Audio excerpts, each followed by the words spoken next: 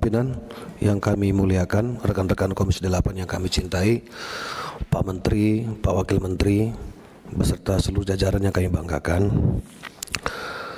Sebelumnya kami ingin menyampaikan selamat kepada Pak Menteri yang alhamdulillah mendapatkan kepercayaan duduk ya, sebagai menterinya orang-orang yang berkebutuhan di Republik ini, orang-orang duafa, orang susah, orang miskin, orang-orang yang seharusnya mendapatkan hak dari apa yang menjadi komitmen pemerintah terkait dengan pengentasan kemiskinan. Begitu pula senior saya Pak Wamen, selamat.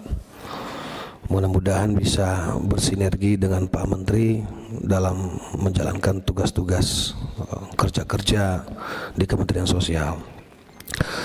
Saya dari fraksi Partai Amanat Nasional ingin menyampaikan apresiasi ya, kepada Pak Menteri beserta seluruh jajaran berdasarkan angka yang kami dapati bahwa kemiskinan ekstrim ini turun menjadi 0,83 per Maret 2024 dari 1,12 per Maret 2023. Saya kira ini tidak lepas daripada proses ya, kerja-kerja Kemensos di lapangan dalam rangka memberikan yang terbaik kepada masyarakat kita, khususnya yang membutuhkan gitu.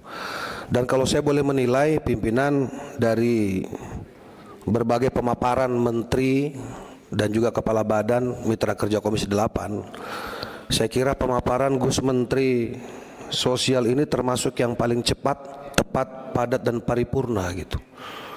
Artinya apa? Beliau ini dengan gaya Jawa Timuran ini tidak berbelit-belit dalam menjelaskan program maupun juga anggaran. Nah, saya kira kita butuh sosok yang seperti ini gitu. Sehingga tidak ada hal-hal yang kemudian menjadi pertanyaan-pertanyaan tersembunyi ya, di antara kita baik Komisi 8 maupun internal Kemensos itu sendiri gitu.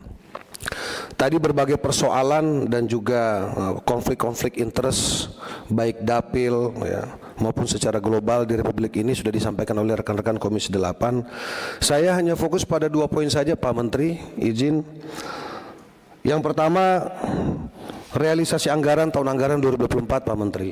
Di sini jelas tertulis bahwa pagu 76 triliun ini baru terrealisasi 56 triliun. Artinya masih ada selisih kurang lebih 20 triliun. Ini bukan angka yang kecil. Saya ingin menguatkan saja tadi apa yang disampaikan oleh Ibu Sri, kalau saya tidak keliru dari Nasdem, Ibu Sri Wulan,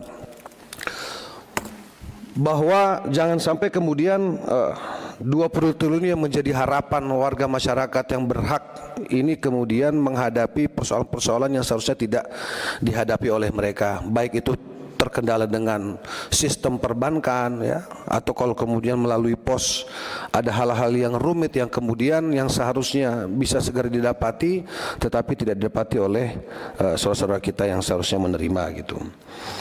Ini perlu perhatian khusus Pak Menteri karena tinggal kurang lebih 1 bulan ya, sekarang sudah tanggal 12 kalau saya tidak keliru, artinya ini paling lambat 20 Desember sudah harus selesai gitu. Jadi jangan sampai nanti di lapangan ada lagi persoalan-persoalan yang seharusnya tidak perlu terjadi terkait dengan realisasi anggaran itu sendiri. Yang kedua Pak Menteri, izin pimpinan saya langsung saja karena tadi pimpinan sudah menyampaikan tidak usah berbasa-basi karena banyak sekali yang saya kira kurang lebih template persoalannya mengenai data, verifikasi, validasi dan lain sebagainya. Ini di dapil saya Pak Menteri. Ini ada foto saya, jangan lihat foto saya, ini ada di sebelah saya Pak. Ini anak yang ada di Jakarta Barat Pak Menteri. Beliau ini punya saya sebut penyakit cerebral palsy kalau saya tidak salah itu. Ini terkait lumpuh otak, gitu kan, saraf otot dan lain sebagainya Pak. Ibunya ini hanya kalau saya sebut ya pekerja serabutan lah gitu. Yang seharusnya ini masuk dalam data penerima bantuan sosial Pak. Saya tidak paham apakah ini masuk dalam PKH, apakah bantuan beras, apakah bantuan pangan non tunai atau BLT dan lain sebagainya. Tapi intinya satu pun bantuan dia tidak dapat gitu. Ini tidak percaya Pak Menteri. Nah tadi saya menguatkan yang Pak Husni sampaikan tadi. Mudah-mudahan Pak Husni nggak nunjukin foto, karena kalau Pak Husni nunjukin foto bahan saya habis Pak. Gitu. Nah kebetulan kami bawa gambarnya Pak. Nah itu satu Pak, misalnya ini kasihan Pak, ini jalannya ngerangkak Pak Menteri. Saya nangis waktu lihat ini Pak Wamen. Saya nangis Pak. Anak ini semangat Pak, pengen sembuh. Dia bukan butuh kursi roda Pak, butuh apa, penyangga kaki itu loh Pak untuk berdiri, karena dia sekarang sedang mengikuti apa namanya treatment, apa namanya itu, fisioterapi Pak Menteri. Kasihan Pak, kami hanya bantu seadanya Pak. Gitu. Jadi kalau tadi yang disampaikan Pak Husni itu benar sekali. Jadi DTKS, data-data yang disampaikan ini, mohon maaf kami bingung. Ini yang bermain, yang menginput, ya, oknum. Karena kita tidak bisa bilang ini kesalahan murni apa, kita generalisir ke Kementerian Sosial Pak. Ini karena melibatkan ada RT, ada RW, ada kelurahan, kecamatan. Mungkin kalau di desa ya perangkat desa gitu. Ini saya tahu pimpinan ini Pak Menteri ini orang yang sangat jiwa sosialnya tinggi sekali Pak. Paham saya, beliau ini dekat dengan rakyat Pak. Dekat dengan rakyat. Tolong teman-teman jangan curiga dulu, ini program belum ada ini. Ini karena memang saya kenal beliau aja Pak. 15 tahun Pak Maman, 15 tahun dengan beliau ini.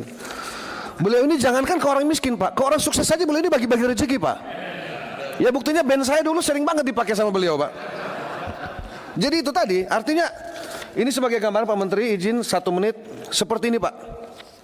Dia harusnya menerima apa namanya, dia punya kartu lansia Pak. Tapi tiba-tiba kartunya dibekukan Pak Menteri. Iki ono apa iki? Masalahnya. Nanti kita cek. Ini saya bisa antar Pak Menteri langsung ke rumahnya Pak. Iya. Tapi nanti aja 2028 Pak. Lo enggak, maksudnya jangan sampai kita juga dianggap sebagai oknum Pak Maman. Kita ini nggak berani masukin data palsu gitu loh. Cukup cinta yang palsu. Iki loh Pak, izin Pak. Ini saya hanya bawa beberapa aja Pak. Ini anak 11 tahun Pak, tapi dari usia 1 tahun nggak bisa jalan Pak. Terlihat sekilas ini normal Pak. Ini juga nangis-nangis Pak, gitu loh. Ini ada foto yang sebenarnya saya gendong, tapi kok nggak dikirim ke saya. Nah yang terakhir Pak, ini tadi disampaikan Pak Husni. Rumah ini Pak, cara ngukur ini pimpinan, ngukur orang sejahtera apa enggak, ini dari lampunya Pak. Ini lampunya terang betul Pak. Tapi ini nerima terus Pak. Bahkan double-double Pak Menteri. Bisa diantar juga deh. DKI ngasih, kita ngasih. Hampir semua ini Pak. Tapi saya mau tutup namanya, saya nggak enak. Nanti disangka. Tapi nanti saya laporkan ke Pak Menteri lah kira-kira, atau misalnya direktur yang terkait lah.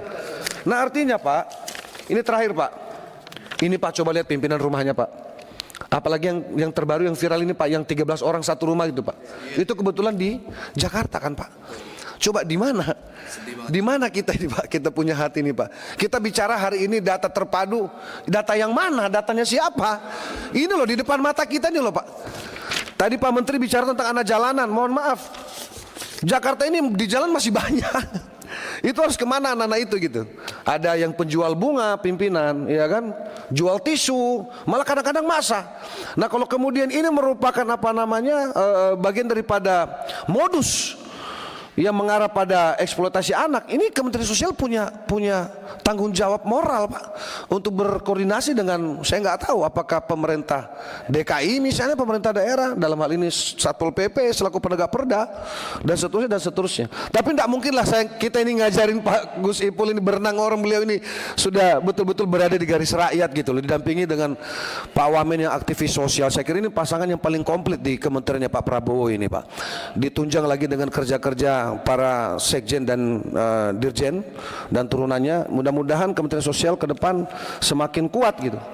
Nah oleh itu Pak Menteri, pimpinan, sebagai penutup sekali lagi kami ingin menyampaikan terima kasih.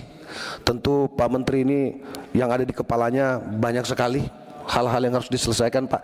Pada prinsipnya kami dari Partai Amanat Nasional siap berkolaborasi, Gusmen, seperti yang dulu saya selalu siap Pak. Ya, Dan saya kira secara umum Komisi 8 juga siap bersinergi dengan Kementerian Sosial untuk membantu kerja-kerja ini supaya lebih baik. Saya kira itu saja. Terima kasih banyak pimpinan. Wallahul muwaffiq ila aqwamit thoriq. Assalamualaikum warahmatullahi wabarakatuh.